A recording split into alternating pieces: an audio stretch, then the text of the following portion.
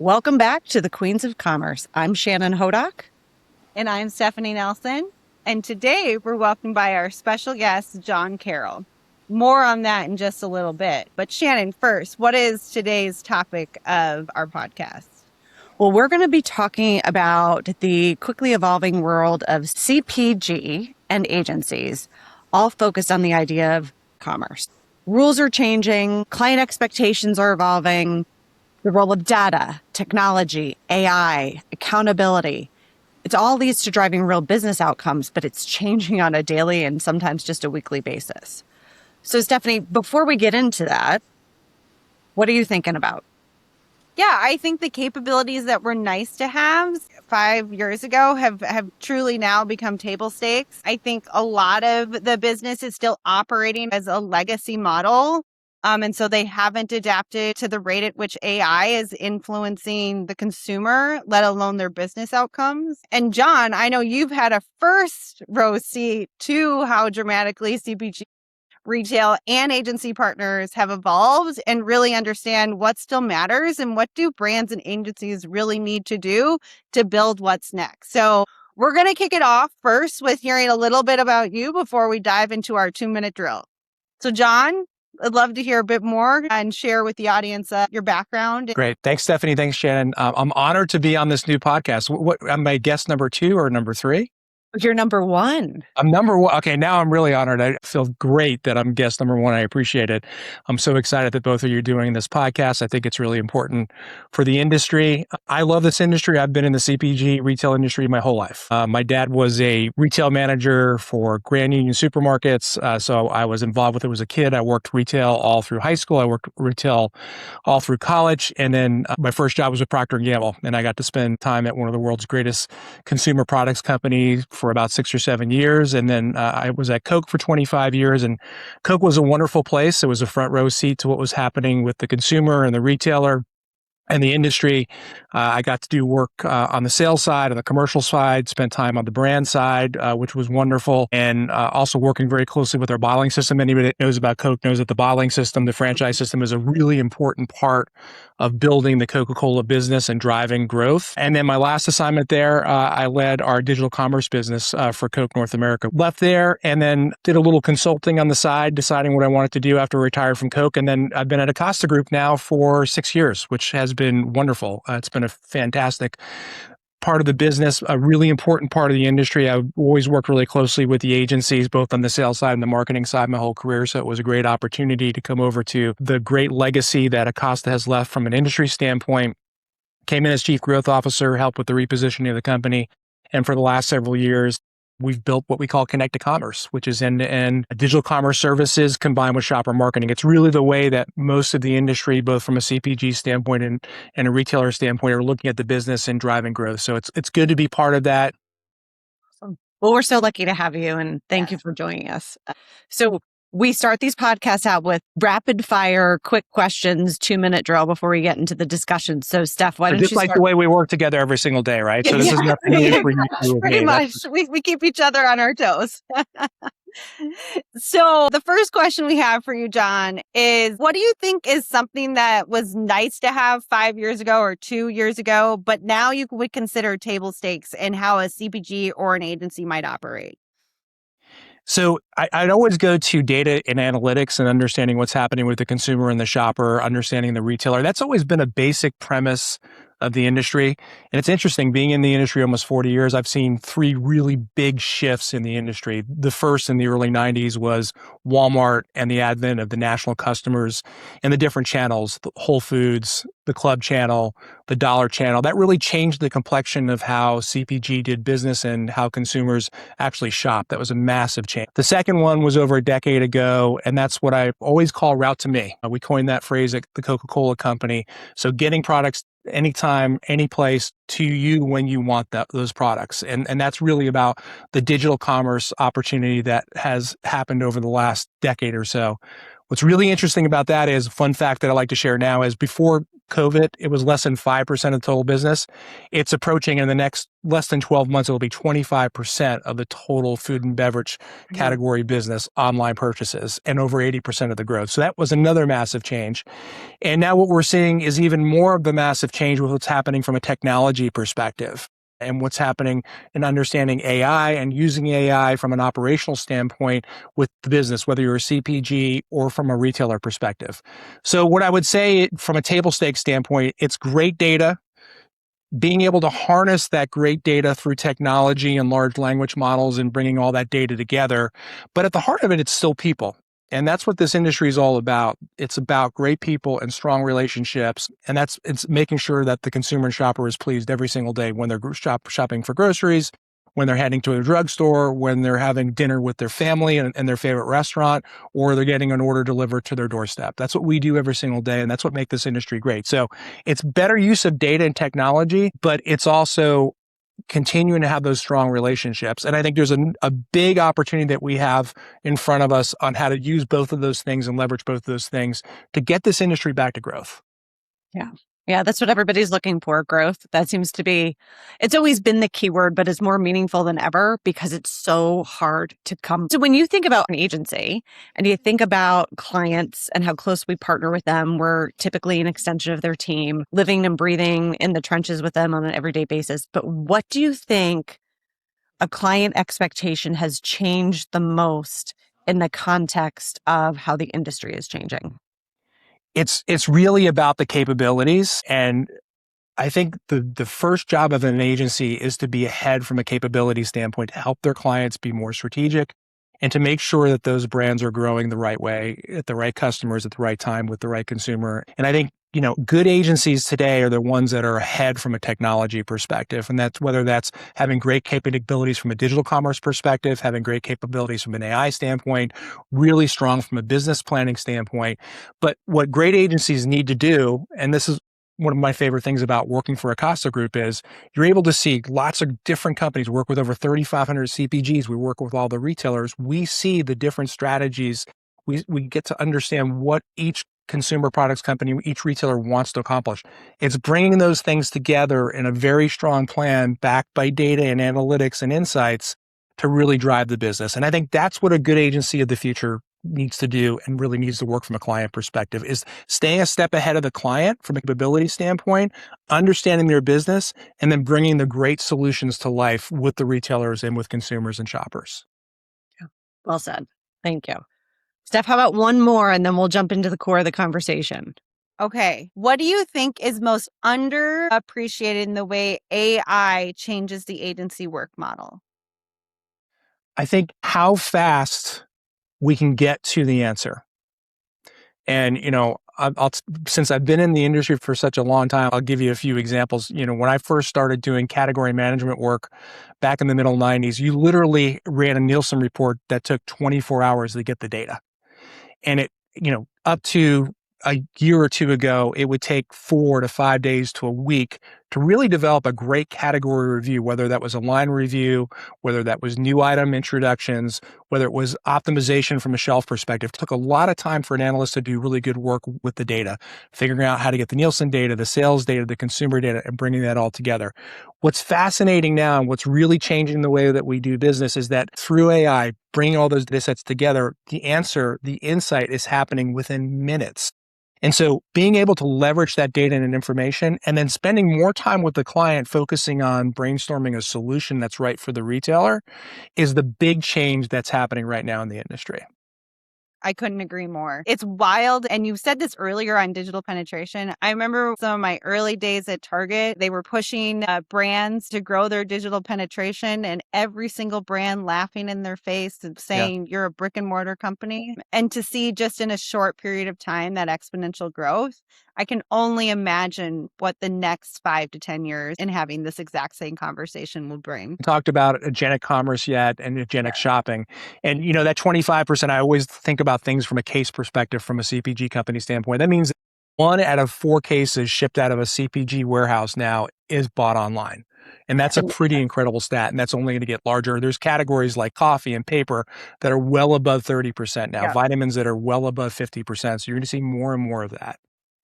So let's transition. Today's topic is really about the evolution in the space. And what I would say is one of those biggest changes, and we've touched on a little bit, is how CPGs are driving growth. From your perspective, John, what are the things that CPGs keep in the toolbox to continue to be growth accelerants versus what are the new things they need to add to the toolbox to drive the future growth? Well, that's the calculus that the industry has to do right now. We're not where we need to be from a growth standpoint. I mean, this is an industry that you could bank on 3 to 4% growth every single year for the past couple decades. 1 to 3% unit growth. There was a little price mix in there, and it was a very healthy industry overall. Now, we all know we've seen flat unit growth to declining unit growth, especially in some core categories and center store categories. And we're seeing about 1 to 2% growth from a dollar perspective. So that has to change dramatically. We need to get back to unit growth. And a lot of questions about why unit growth. Well, units are important. Units are important from a CPG company standpoint because it helps from a manufacturing efficiency and cost standpoint. Units mean faster turns from a retailer standpoint. It's good for their real estate. It helps them drive overall profit.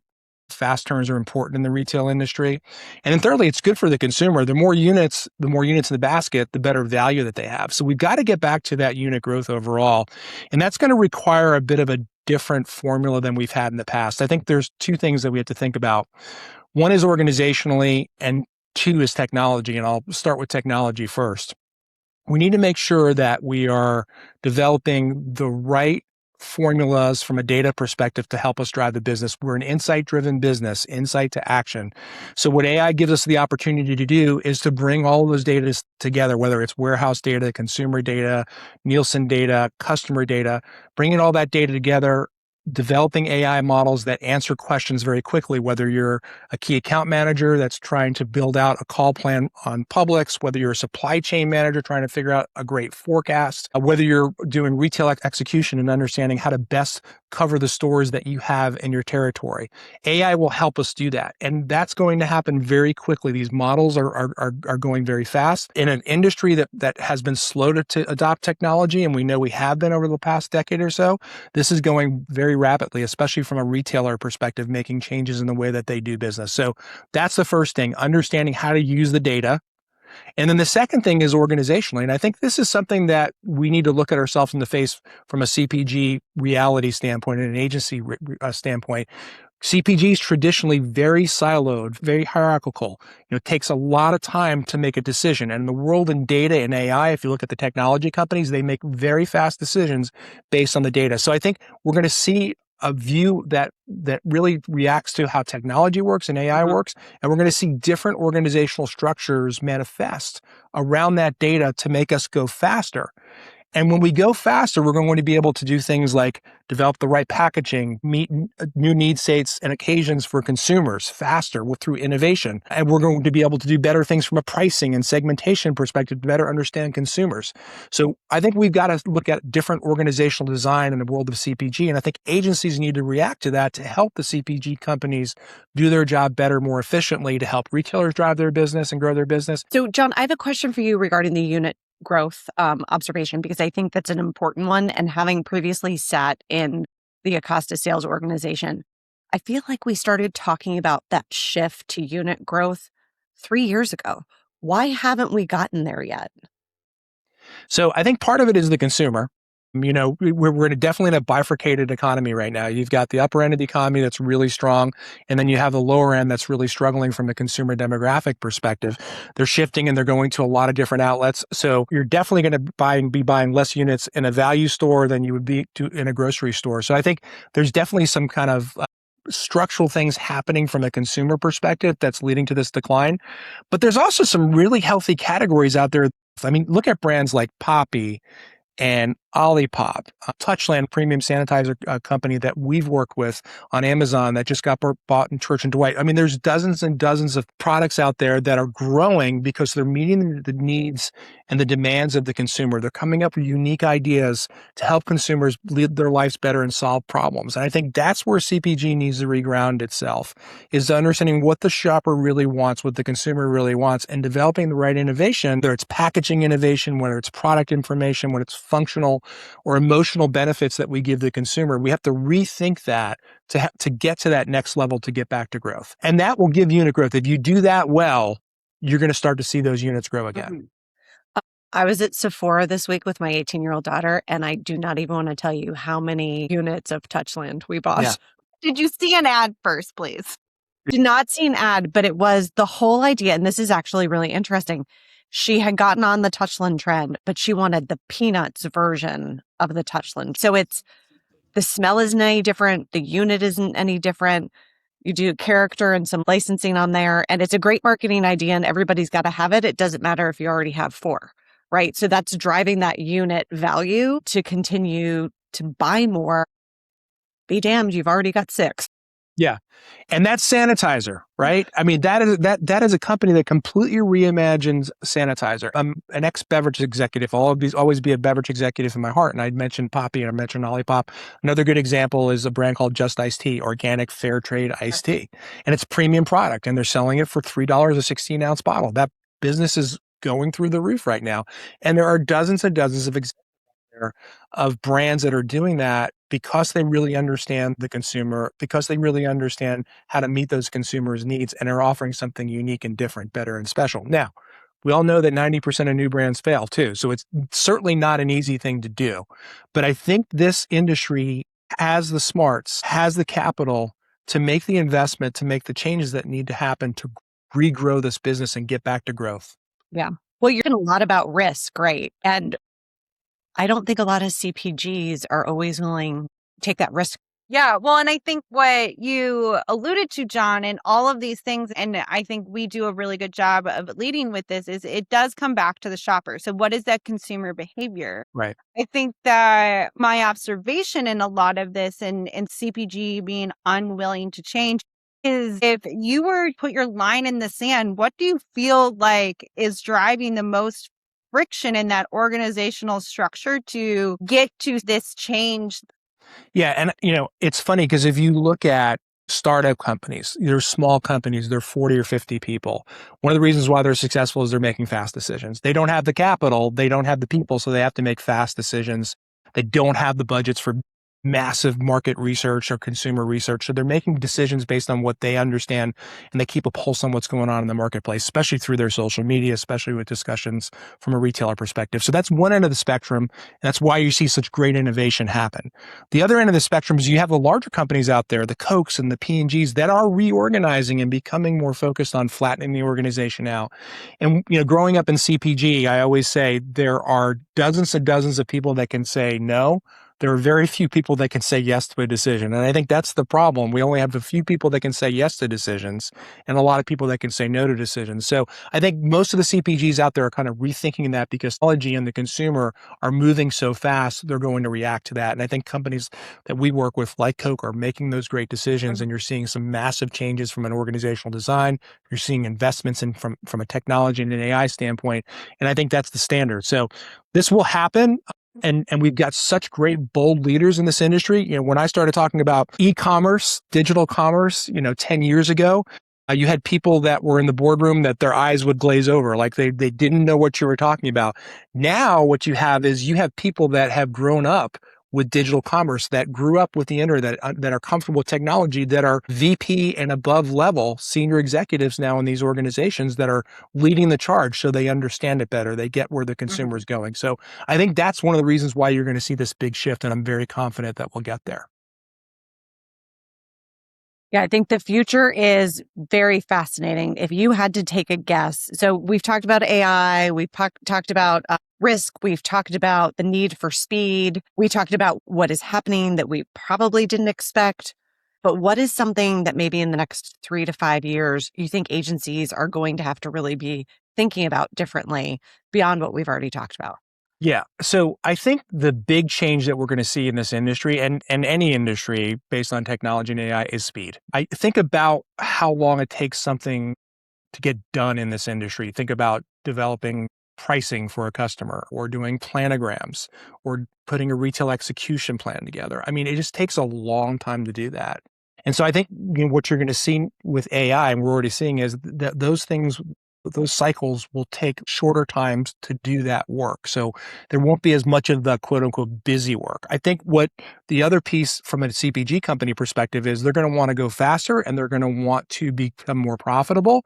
So I think that's where agencies come in. Agencies can help CPGs, number one, be more strategic, but they can also help with the busy work and getting into the relationships that matter with customers and with consumers. So I think that's what agencies are best at, is kind of seeing ahead and working with the CPG companies and the retailers to develop the right plans to help them drive their bottom line. It's a great flywheel. And had an old boss, Sandy Douglas, who's a mentor in my career, who was president of Coke North America. He's now CEO of UNFI. And he always talked about the virtuous cycle.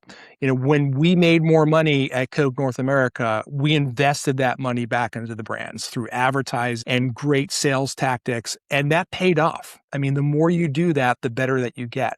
So I think that's really what's going to happen. You're going to have more speed. It's going to be a faster way of doing business, an organization that is flatter, and there's going to be more partnerships. Partnerships with agencies are going to be more important than ever because the agencies are going to be ahead. They're going to have the relationships with the customers. They're going to see what's coming, and they're going to be able to do a lot of this work that CPGs don't have to do moving forward. So, Steph, for you and I are in the thick of it every day. What's your hot take on the biggest prediction of the future for agencies? Well, I agree a lot with what John has already articulated, but what I would add is this element surrounding the value that humans bring to the business today and the value that they're going to bring in the future because of the simple fact of how fast you'll get to the insight is how the skill sets in which we hire for and the type of talent that we hire for is dramatically going to change. And it's already changing, but I only anticipate it to continue to accelerate. At the end of the day, this still is a people business. People are buying relationships, but the relationship that they're buying today and the value of that and the relationship that they're buying 3 to 5 years from now, I think looks very different. 100%. Any final thoughts for us, John? My final thought is this is one of the world's greatest industries to work in. I remember, when I graduated college a long time ago, if you got a job with Coke or Procter & Gamble or J&J, those were the premier jobs. This was the industry to be in. Now it's a little more tech oriented. I want to be an entrepreneur. I want to be in tech. I want to be in the middle of AI. And, my push and my focus to anybody early in career that's graduating or early in career is that this is a great industry to be in because you can use those skills from a technology standpoint. We need people that really understand the tech aspect and are willing to push very hard on that and help the industry think more expansively.